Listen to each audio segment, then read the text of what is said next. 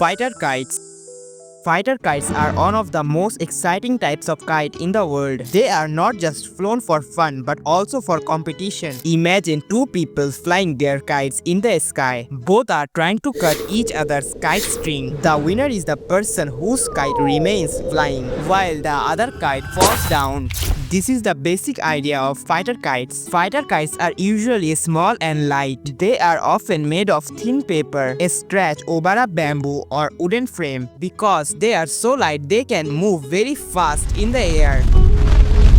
The shape is usually flat and simple, often diamond-like, but they can also come in other shapes depending on the region. What makes fighter kites unique is not just the fighter kite itself, but the string.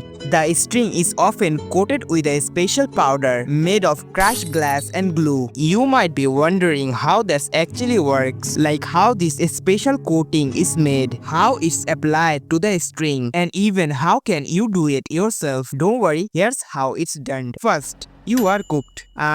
You have to cook rice. That is called kanji and it's used as the main ingredient. Then glass powder is mixed into the cooked rice to make a kind of dough. Along with that, glue, colors and a little bit of water are added to get a thick semi-solid mixture. Once the dough is ready, cotton threads are stretched tightly between two poles in several layers. Then the artisan starts the coloring process. The threads are first dipped into black water and left to dry. After drying, they are separated and colored again using the rice and glass dough mixture. The colored dough is rubbed thoroughly along the thread so it sticks evenly. Then the threads are wound onto small spools called frikis. While spinning, the artisan keeps a little dough in their hand so the coating spreads smoothly along the thread. Finally, the frikis are labeled and packaged, ready for kite flyers to use in battles up in the sky. This makes the string rough and sharp. When two kites cross paths in the sky, the strings rub against each other. The sharper string cuts the other, and the cut kite drifts away or falls. This cutting battle called kite fighting,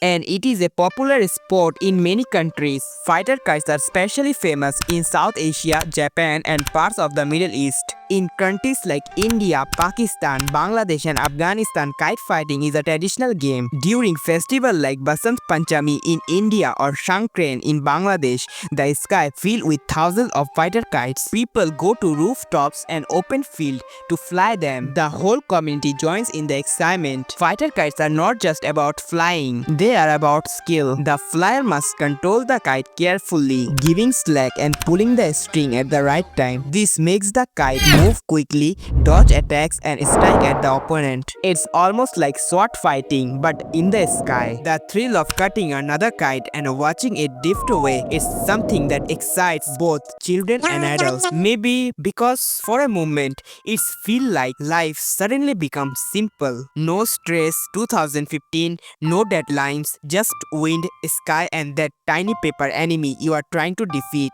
It's more than just a game, it's a social movement. People stand on rooftops cheering when they win a fight. Kite fight. Obviously, fighter kites show how something as simple as paper and string can turn into a sport filled with skill, tradition, and community spirit.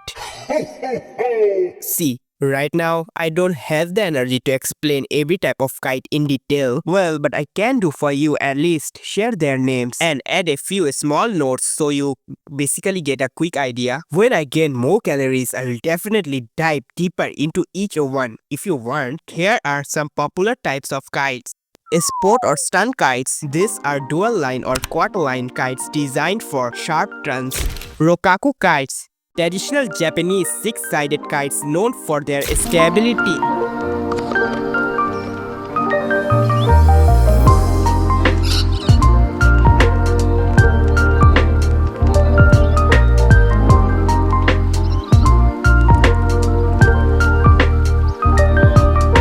And kite fighting ability using push and pull techniques. Slat kites. Simple, lightweight kites with a flexible frame, easy to launch and great for beginners. Dragon kites.